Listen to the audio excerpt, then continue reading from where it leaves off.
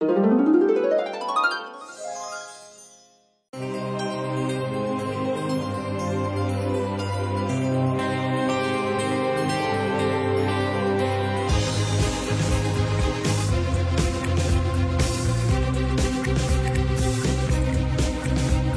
m'appelle Philippe Simet, je suis philosophe et je m'intéresse à la façon dont l'architecture raconte nos modes de vie. Je vous emmène explorer les habitats les plus singuliers de la planète afin d'en découvrir le sens et d'en partager les richesses.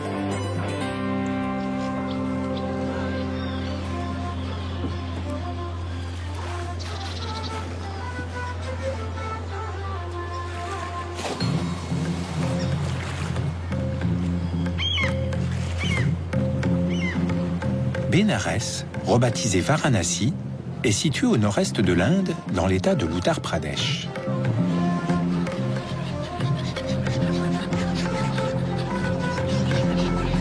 Baignée par le Gange, elle est la ville sainte de l'Inde par excellence. Elle accueille chaque année près d'1 million de pèlerins qui viennent s'y purifier.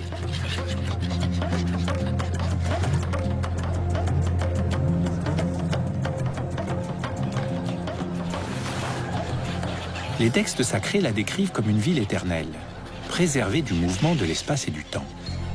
C'est l'une des plus anciennes cités du monde. Varanasi est un lieu saint. En sanskrit, c'est un tirtha, ce qui veut dire aussi passage. Un passage tant physique que spirituel. Elle a été créée par et pour la religion. Aujourd'hui, elle connaît une forte croissance économique et démographique qui la pousse à se moderniser. Comment cohabitent modernité et spiritualité? La ferveur religieuse qui anime Varanasi porte-t-elle ou freine-t-elle le développement de la ville? Je décide d'aller au-delà du Gange et de ses berges pour découvrir l'intérieur de la ville et ses ruelles aux formes labyrinthiques.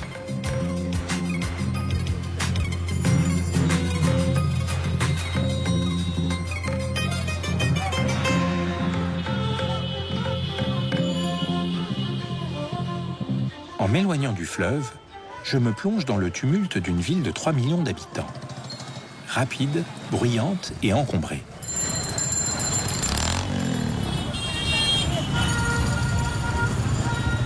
Ojay Ratan Banerjee est historien, spécialiste du patrimoine architectural de Varanasi. Il connaît cette ville et ses évolutions mieux que personne. Ici, il y a un trafic et un volume sonore absolument hallucinant. Ces 10 dernières années, le nombre de véhicules a beaucoup augmenté. Donc il y a des bouchons et du bruit partout. Mais évidemment, nous allons trouver un moyen de régler ça.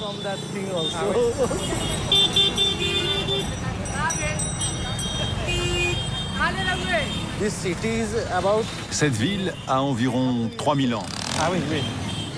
Elle s'est étendue du nord au sud le long du Gange.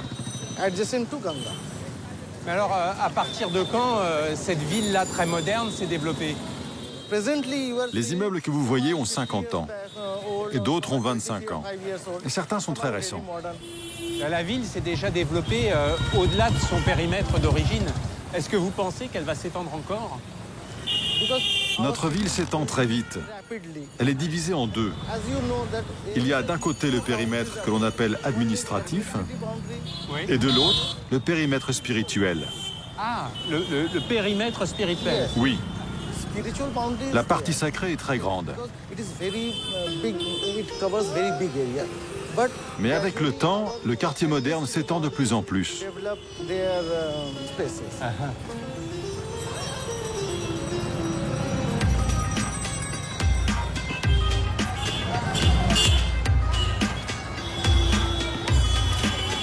Varanasi est une ville de contraste. Sacrée et intemporelle, elle est pourtant en prise avec un développement fulgurant lié à un afflux de pèlerins et de touristes venus du monde entier. Je me demande si ces transformations incessantes affectent la dimension spirituelle de la ville.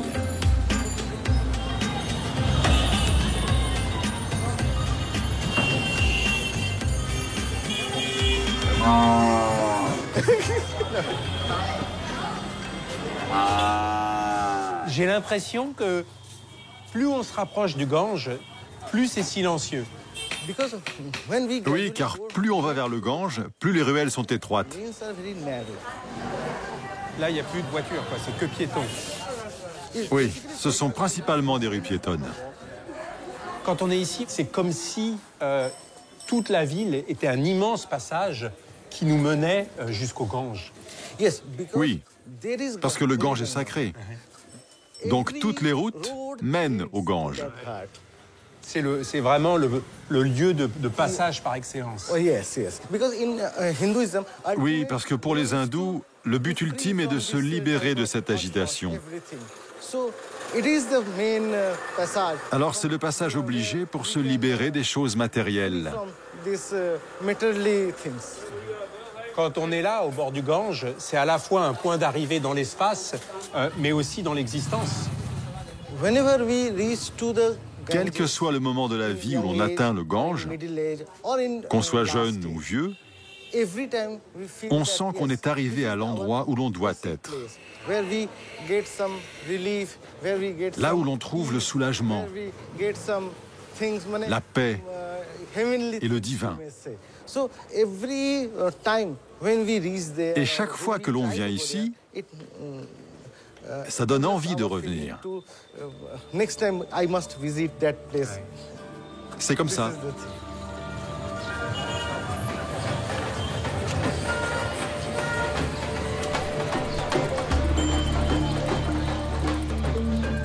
C'est sur les Ghats, une longue série de berges en forme de gradin, que se concentre la vie religieuse de Varanasi. Cet ensemble architectural sans pareil, qui épouse la topographie du fleuve, permet aux habitants d'avoir un rapport de proximité avec l'eau sacrée du Gange.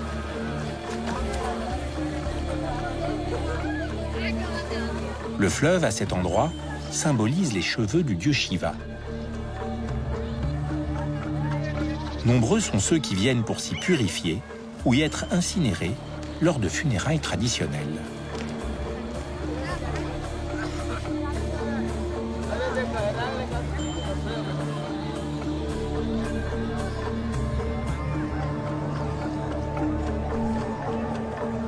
Le long des Ghats, on peut encore voir des palais monumentaux, aussi appelés Haveli, construits entre le XVe et le XIXe siècle.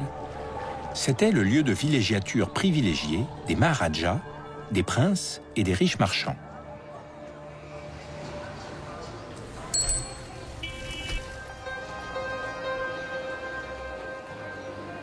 Au-delà de la splendeur apparente, cette ville, au détour des rues, se révèle dans sa fragilité.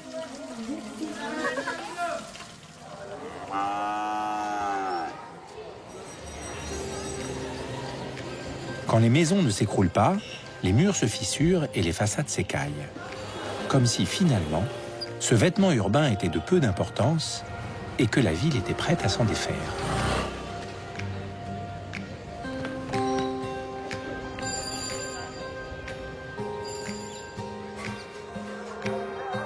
Les Havelis qui bordent le Gange ne sont plus aujourd'hui de riches demeures. Elles sont habitées par des familles qui ont bien du mal à empêcher leur délabrement. Je pénètre dans l'une d'entre elles, vieille de 400 ans, à la rencontre de Chotu Guru, un prêtre qui y vit avec toute sa famille.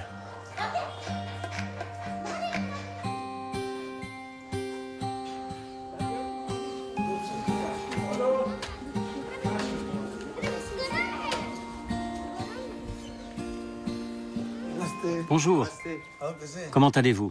Merci de m'accueillir. Ça va? Quand êtes-vous arrivé? Je suis arrivé ce matin. Il est magnifique, hein, ce palais. Il date de quand exactement?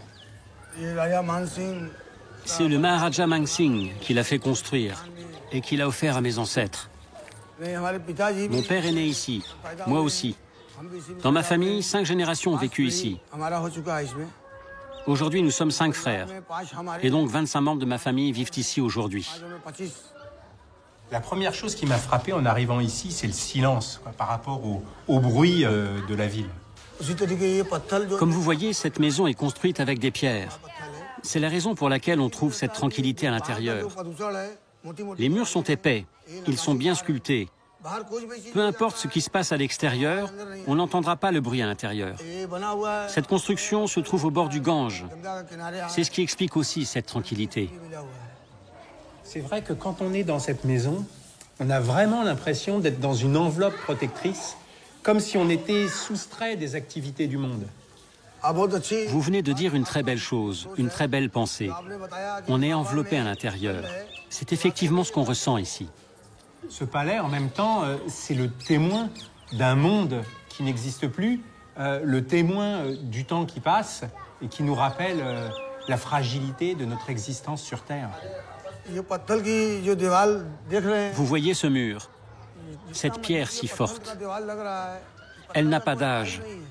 C'est pareil pour nous, notre famille, notre santé, nous sommes tous forts. Notre famille est soudée, tout comme ces pierres que vous voyez. C'est le dieu Ram qui veille à ce que cette maison reste solide. Plus ça sera vieux, mieux ça sera. Comme les diamants que les gens portent, qui peuvent embellir et briller de plus en plus, les pierres embellissent avec le temps. Est-ce que vous pensez que cette ville ne disparaîtra jamais? Dans le monde, la grande vérité est que tout a une fin. Je disparaîtrai, ma famille aussi, mais ces pierres resteront debout. Ouais. Ah, merci.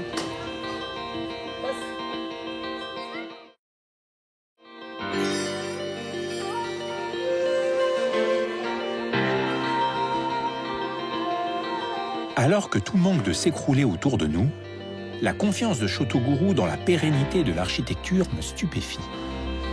Cette Haveli, comme la ville, est peut-être protégée par les dieux, mais le passage du temps y a laissé sa trace. Pour moi, cette vieille demeure, avec ses pierres qui s'effritent et ses murs décrépits, est un miroir dans lequel nous pouvons contempler notre propre finitude, à la fois la beauté et la brièveté de la vie.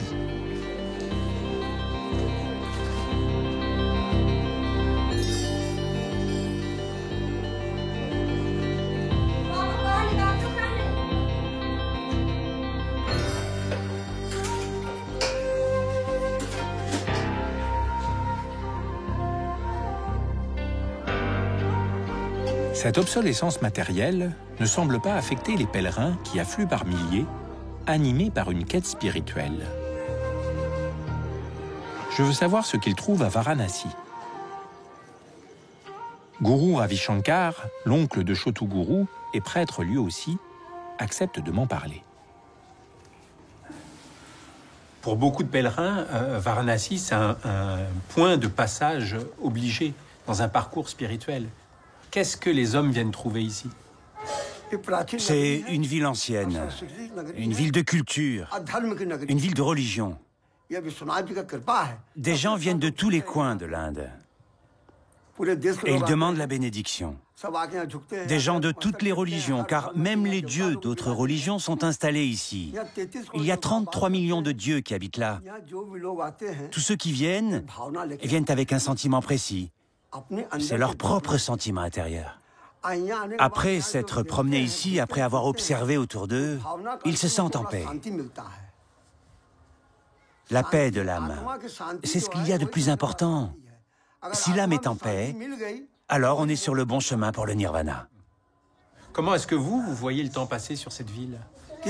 C'est une ville très ancienne. On voit encore des bâtiments très anciens comme cette Haveli qui a plus de 400 ans. Tous les Maharajas sont venus ici et chacun a fait construire un monument. Chacun a laissé une trace avant de partir. En même temps, ces palais, les ghates, tout ça se détruit peu à peu. Alors qu'est-ce qui va rester de Varanasi quand tout cela aura disparu? Oui, ce qu'il se passe aujourd'hui, c'est qu'on veut remplacer tout ce qui est ancien par des nouveautés. Ces changements nous dérangent beaucoup. Détruire est la plus grande erreur. Tout le monde sait détruire, mais il y a très peu de gens qui savent construire. Si quelqu'un a créé quelque chose, on n'a pas le droit de le détruire.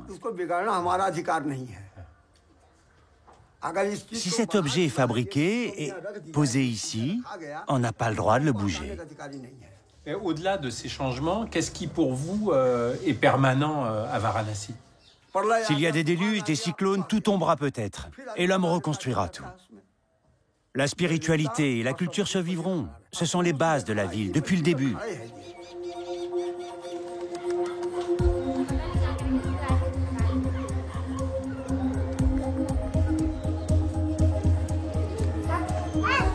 En écoutant Guru Ravi Shankar, je réalise que ses certitudes sur l'avenir de la ville sont intimement liées à ses croyances religieuses. Sous la Varanasi matérielle se tient une Varanasi spirituelle qui permet à la première de vivre, de mourir et de renaître de ses cendres.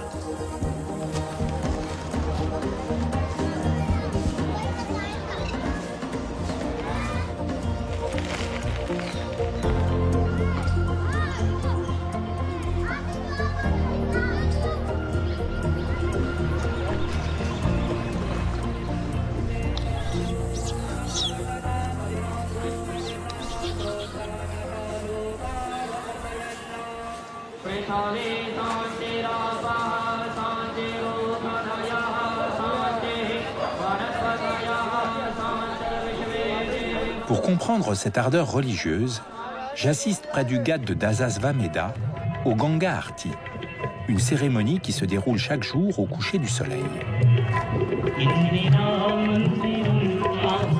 C'est ici que Varanasi s'est construite et que l'on peut ressentir la ferveur qui anime la ville à chaque instant.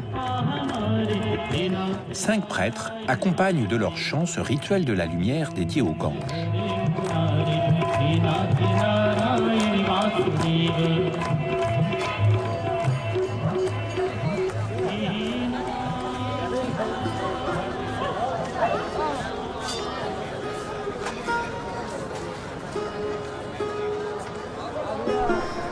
Cette effervescence spirituelle m'envahit un peu et je comprends ce paradoxe désormais évident.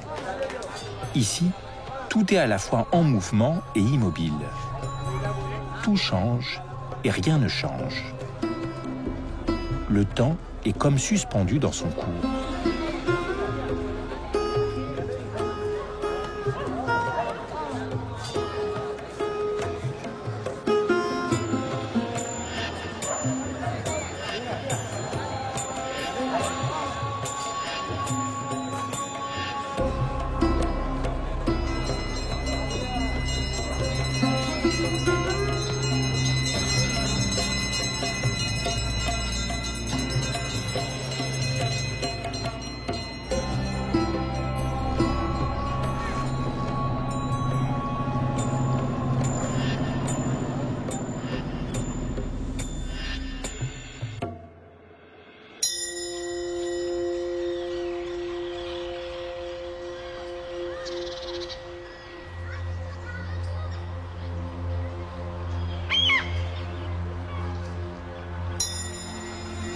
Le fleuve est véritablement habité et investi.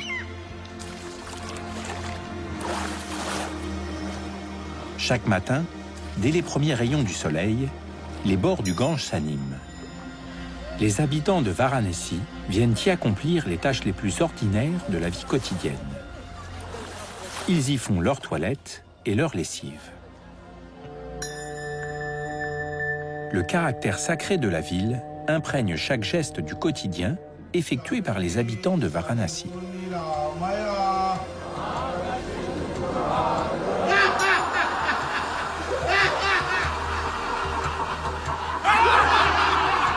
Je comprends désormais pourquoi temples et édifices religieux ne sont pas le socle de la spiritualité, au point d'être parfois délaissés.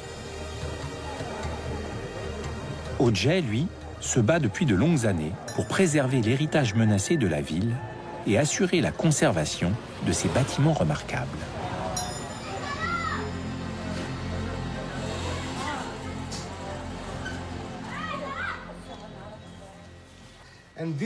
Ce temple est l'un des plus vieux de Varanasi. Ah, c'est le chantier, là.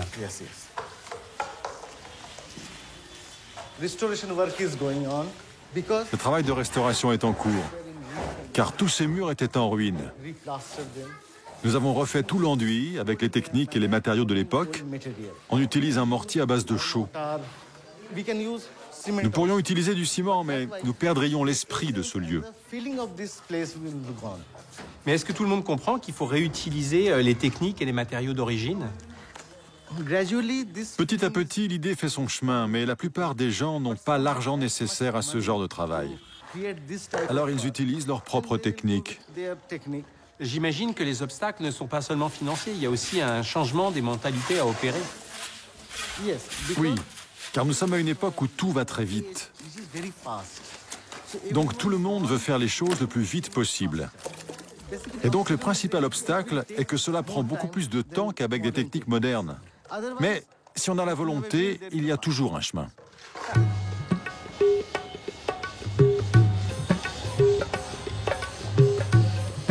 Pour Ojai, ce travail est une véritable course contre la montre.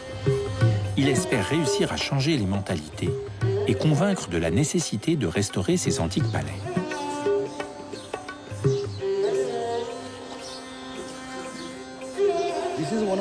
Ici se trouve le plus vieux sanctuaire de Bénarès.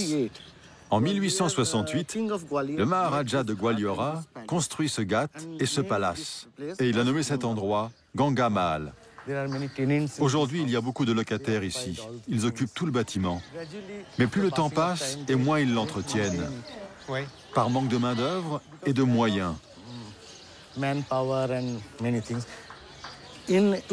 En 2011, le haut de la citadelle et une des tourelles se sont effondrés. D'accord. À cause des termites et du manque d'entretien. Nous avons donc commencé sa restauration en 2012. Là, le bastion. Yes, that bastion. Ah ouais, mais là, je vois qu'il y a encore des parties qui restent à restaurer. C'est un long processus, car vous savez, nous faisons tout manuellement. Nous n'utilisons pas de grosses machines, donc ça va prendre du temps, mais petit à petit, nous y arriverons. En combien de temps vous pensez que ça va être restauré, ce bâtiment? Je pense environ 2 ans. Quand on voit ces bâtiments, on se dit que le passage du temps, mais aussi le passage des hommes, des milliers de pèlerins qui viennent ici chaque année, ça affecte profondément la ville. Notre ville a été envahie 5 fois. Donc nous sommes baignés d'une culture hindoue, d'une culture musulmane, d'une culture chrétienne plus moderne et même d'une culture européenne. Est-ce que vous voulez dire que l'architecture de Varanasi, elle accueille l'histoire plus qu'elle ne lui résiste? Notre ville est pour ainsi dire comme un musée complet d'architecture. Nous avons des temples millénaires dans notre ville. Nous avons une multitude de mosquées et de palais, ce qui retrace 2500 ans d'architecture. Depuis mon arrivée ici, j'ai rencontré des prêtres qui me disent que la ville ne sera jamais détruite parce qu'elle est protégée spirituellement. Dans notre croyance, cette ville est immortelle. En tant qu'hindous, nous croyons en cela. Mais dans l'hindouisme, nous croyons aussi en la médecine. Et on peut dire que ce que nous faisons est une sorte de médecine pour protéger notre héritage et nos vieux édifices. Car si on ne les protège pas, ils disparaîtront. Donc, c'est notre devoir de les préserver. Mais ce type de croyance, est-ce que ça complique votre travail? Oui, à l'évidence, il y a une certaine rigidité, ce qui crée des conflits. Mais c'est notre devoir d'expliquer notre démarche. Sinon, tout risque de disparaître. C'est comme s'il y avait une division du travail. C'est-à-dire que les prêtres s'occupent de la dimension spirituelle de la ville et vous vous occupez de préserver la dimension matérielle de la ville. Oui.